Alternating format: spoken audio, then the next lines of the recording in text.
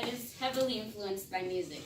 Every person in this room has their favorite artist, their favorite music genre, in which we unconsciously or purposely seek refuge in. You listen to that one song and it's just kind of like you feel it.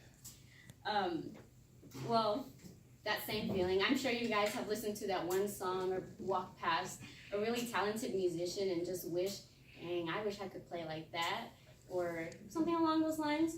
Well, now you kind of can. I'm going to teach you how to understand the piano, at least the basics or the fundamentals needed to pursue or continue a career in piano playing. I'm not the next Beethoven. I'm not a professional piano player, but I have been playing the piano for about 6 years. I think I have enough experience to say like what's the basic things you guys need to know to start off, and efficiently progress in your piano career. Okay, so yeah. Understanding the piano is literally as easy as memorizing the alphabet minus the 19 letters. So first, my points are, in order for you to understand the piano and start your career as a pianist, you have to understand the piano, understand music notation, and just to throw in another point, I want to talk about how piano playing is actually good for your mental health. So on my first slide, I have the piano keyboard, which is this.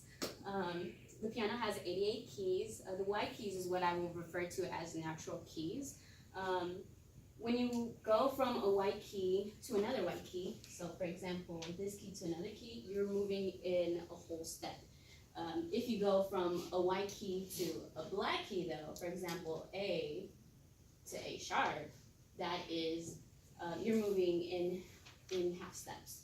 And so that is very important to keep in mind, because as you can see, between these two notes, there's not a black key. You can't necessarily, move half a step. It doesn't matter. Okay, so I have the example down here. You guys could see that the piano consists of a repetitive sequence. It starts from, usually as musicians, we start from middle C, which is the C, and then we just work our way up, C, D, E, F, G, A. We don't go to, we don't go to H, I, J, K, L, P, because that's not necessary. Another thing that I want to talk about, so that you can know what you're looking at, is that when you go from, for example, one C all the way to another C, that is called an octave. Piano, you just have to make sure that you know what each key represents. Because obviously when you're looking at a piano, you're not going to have, the letters written on it. You have to know, you have to memorize these things. So, black keys are what alter natural keys. As you can see, also one thing that I want to address, the black keys have 2 letters. It goes, let's just go with C. D. If you move up half a step, you go to D sharp. However, if you move down, you're now making this natural key flat. If you go up, you make it sharp. If you go down, you make it flat. This is D sharp, this is D flat. There's a pop on the screen. I don't know if you saw that, but just scared me. So yeah, my next step is, in order to, pursue your career as a piano player, you have to be able to understand music notation. I wish I brought a choir piece or something so that you could see what piano music would actually look like. In order to understand music notation, which is the foundation for music writing,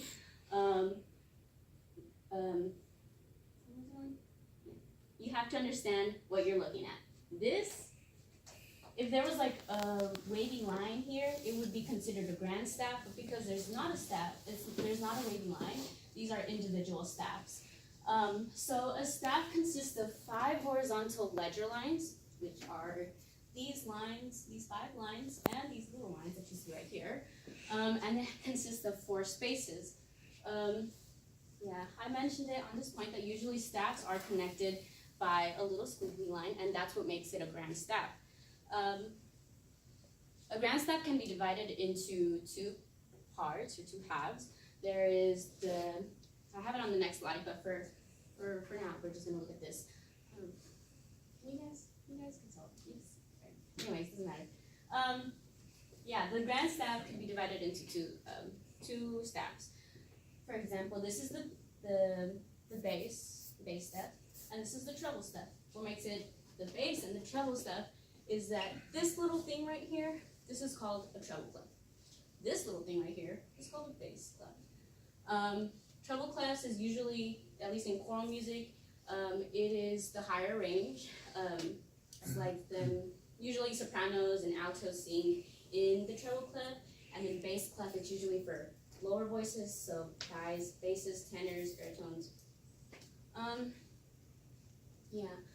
As I mentioned, or I don't know if you guys remember from the last slide, you guys had the picture of the piano and its keys. Each line represents a key. So if we look at treble clef, and we look, I should probably change it to the next slide because it's better. Let me just change it to the next slide so you guys could see what I'm talking about. So let me make sure I addressed everything. Okay, if we look at the grand staff, this is the treble clef, this is the bass clef. They do not start, these two lines are very different. They are different letters. This first line is an E. This first line is a G. It's very confusing, but it is what it is. We start out from middle C and we work our way up. That's just an example of what piano music could potentially look like. You know, it doesn't actually look like this, but when it's written on music paper, the notation would be on one of these lines. A way to remember at least the treble step lines, the 5 lines. My piano teacher taught me every good boy does fine. Those are the lines. And for the spaces, which are these 4 spaces, you know, F, A, C, E, face. For the bass clef, a way to remember from bottom to top is good boys do fine always. And then the spaces are all cows eat grass. Yeah.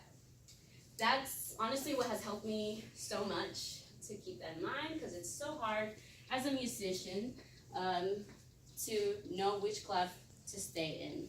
Sorry, time person. Yeah, so you all may be asking, why piano? Why should I be learning this? Why am I even talking about it? Or some of you are actually probably interested in what I have to say. Studies show that piano actually has positive effects on your mindset, and it's actually healthy for your brain. Just how weight tone up your body, music can tone up your brain, especially the auditory song. I can't find. I'm nervous. So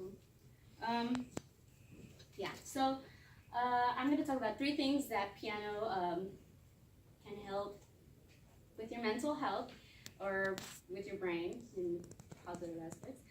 It can help increase vocabulary. According to Turner Keyboards, learning to play the piano increases neural pathways that lead to speech and language patterns of our brain. Musicians become better at incorporating language patterns into words, and musicians have an easier time discerning words over noisy areas. So like if we're, you know, for example me, I have really great hearing because of piano, and so I'm able to identify people's voices. I could literally have a group of 10 people sing in front of me, and I could tell which voice is coming from which person. It's honestly crazy how much piano actually trains your ear. Another thing that piano can help with is that it helps reduce stress. There was a study conducted in 2011 where people were put in a stressful situation and then placed in a way to like emotionally let out that stress in creative ways. It was knitting, drawing, and piano playing. All creative outlets are actually good for your brain, but piano playing shows like it's more effective. So Yeah, you could like draw a little, but if you want to play the piano, it's going to help way more, 10 times better. Piano also helps with memory. According to this website, active engagement with musical sounds enhances neuroplasticity. And if you don't know what neuroplasticity is, it's the change, it's the brain's ability to change throughout certain things in your life. The thing about memory and piano is that when it comes to piano, literally everything has to do with memory. You have to memorize the keys on the piano to actually successfully play the music. You have to memorize, it's just a lot of muscle memory. Memorizing what that actually is, and then being confident with your fingers going up those scales, going on those keys. Because when you're playing piano, when you're looking at music, you cannot be looking at your hands. You have to look at the music. That's very important. So in conclusion, I taught you guys, or at least I didn't teach you guys, I'm telling you guys how to understand what you're looking at, how to understand music notations, which is that right there, and understanding how pianos actually has positive effects on your brain. I hope that you guys actually enjoyed the presentation. That's all. Thank you.